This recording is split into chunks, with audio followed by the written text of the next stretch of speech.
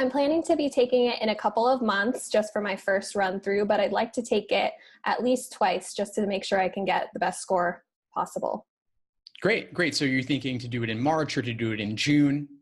I'm thinking of March. I think Okay. that's when I'll take it, and then I'll take it again in June before I start applying. Okay, great. I would definitely recommend, if possible, trying to take it March and June and be done with it, because July is going to be partially digital.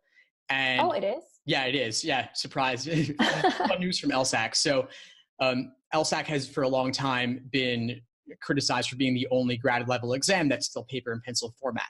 Mhm. But due to criticism and in part due to the competition from the GRE, LSAC has sped up its process of digitizing the LSAT. And so starting July 2019, half of all test takers will be assigned the digital format, half will be assigned paper and pencil, and LSAC chooses for you and doesn't give you any advance notice.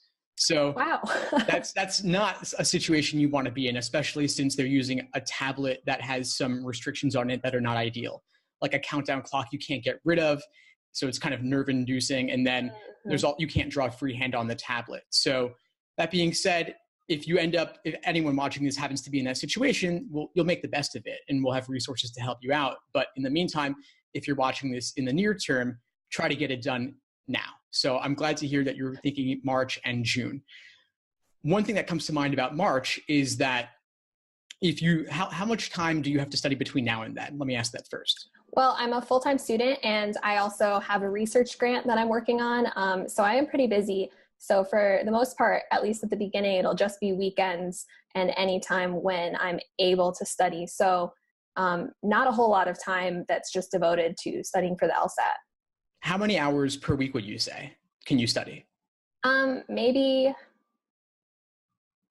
4 or 5, not much more than that. 4 to 5 hours per week. That's not a ton. I'd say if you could step it up, that would be ideal, but obviously you always have competing priorities. So I would say you could register for both March and June if you haven't done so already. Definitely register sooner rather than later, get the best possible test center. But a few weeks out before March, if you feel like you're not ready, if your practice test scores aren't where you want them to be, then I would suggest withdrawing from March and taking in June instead.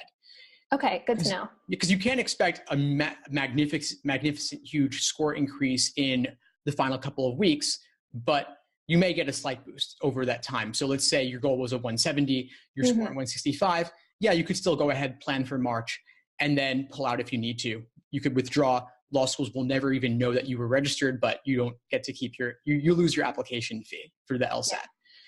But then June, you have plenty of time between now and then. So even 4 to 5 hours per week could be enough.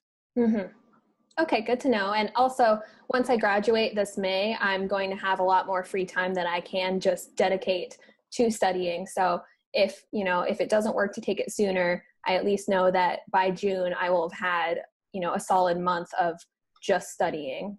That's an awesome position to be in. And that makes me feel like June is definitely going to be the one for you. I think so.